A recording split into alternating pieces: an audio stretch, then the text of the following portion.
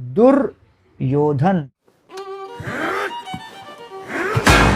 संपूर्ण महाभारत वॉर को लेके ही चला है। Duryodhan, yodhan means addicted to war, dur means fighting for the wrong cause.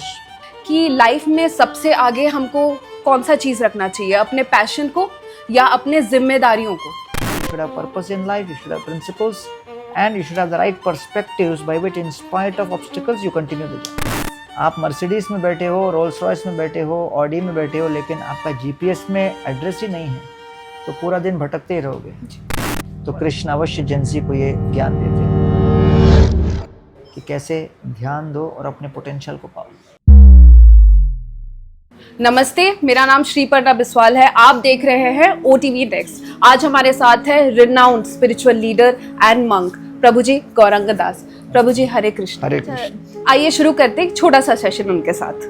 प्रभु जी, आजकल जेनजी का ऐसा कौन सा ट्रेंड या एक हैबिट जो आपको बहुत इंटरेस्टिंग लगता है? जेनजी के अंदर एक मिशन फोकस्ड भावना है।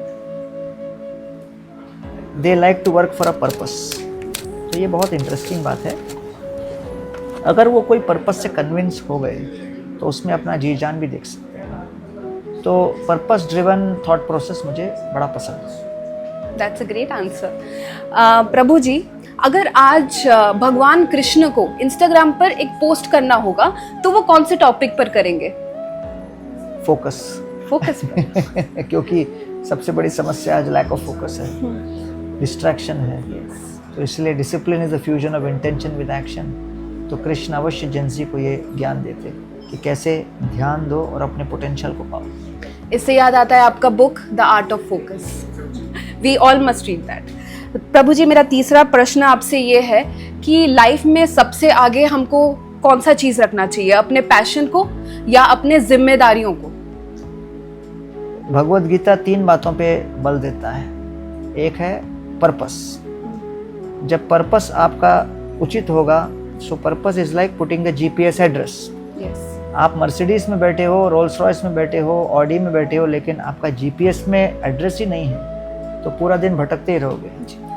पर्पस जब सही है तो फिर आपकी जर्नी प्रिंसिपल्स के आधार पर होनी चाहिए, क्योंकि प्रिंसिपल्स के आधार पर जीवन मतलब आप ट्रैफिक रूल्स फॉलो करते हुए ड्राइव करो। जीपीएस पे एड्रेस सेट है, ट्रैफिक रूल्स फॉलो कर रहे हो, लेकिन अचानक कुछ प्रॉब्लम आ गया रास्ते में तो फिर क्या करोगे? तो तीसरा है पर्सपेक्टिव, दृष्टिकोण, कि चाहे कुछ ट्रैफिक जैम आ जाए, कोई अड़चन आ जाए या दूसरी वाली गाड़ी वाले ने किसी ने गाली दे दिया तो इतना हताश ना होना कि अपना ड्राइविंग छोड़ के अपनी जर्नी को अबैंडन कर दो। तो इसलिए ये 3 बातें गीता में बल दिया गया है। You should have purpose in life, you should have principles, and you should have the right perspectives by which in spite of obstacles you continue the journey. War अभी हेडलाइंस में है। हर एक हेडलाइंस में मिडिल ईस्ट वॉर हो जाए, Pakistan Afghanistan war हो जाए, war कैसे रुक सकता है? देखिए, वॉर तो एक ऐसा सब्जेक्ट है जो महाभारत का मेन पहलू है जी। संपूर्ण महाभारत वॉर को लेके ही चला जी। भगवान कृष्ण ने ये दिखाया कि मेरी उपस्थिति में भी दुर्योधन जैसे व्यक्ति के अहंकार को कोई वश में नहीं ला पाया। दुर्योधन महाभारत का जो मेन पात्र हैं, नेगेटिव पात्र, उनका नाम क्या है? दुर्योधन।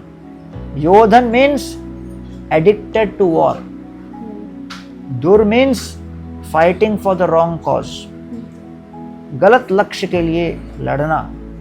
तो दुर्योधन का एक ही लक्ष्य था कि मैं हमेशा नंबर 1 पे रहूं, मेरे आगे कोई न जाए। तो अपने अहंकार को बचाने के लिए जो निरंतर प्रयत्नशील रहे उसको कहते हैं दुर्योधन।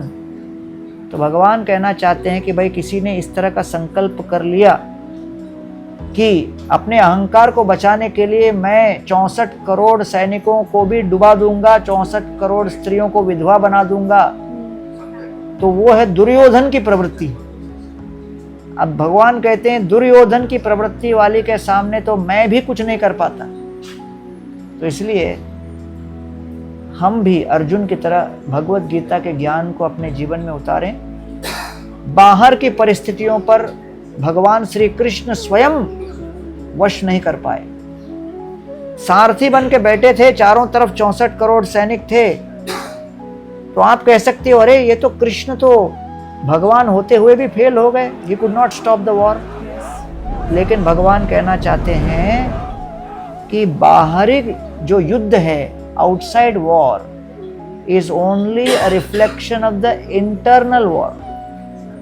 जो मन के अंदर अहंकार से प्रेरित काम, क्रोध, लोभ, मोह, मद, मत्सर इत्यादि का जो युद्ध छिड़ता है, वो युद्ध इतना भयावह और इतना तीव्र होता है कि जब तक वो व्यक्ति स्वयं अपने भावनाओं को, अपनी इच्छाओं को, अपने अनर्थों को वश में करने का प्रयास न करे, तो भगवान कहते हैं मैं भी केवल दर्शक ही बन जाता हूँ। तो इसलिए आज की परिस्थिति में जो हो रहा है, पहले भी हो चुका है, आगे भी होता रहेगा, लेकिन हम सभी को अपने व्यक्तिगत मन, बुद्धि, अहंकार पर वश लाना है और अपने जीवन को संतुलित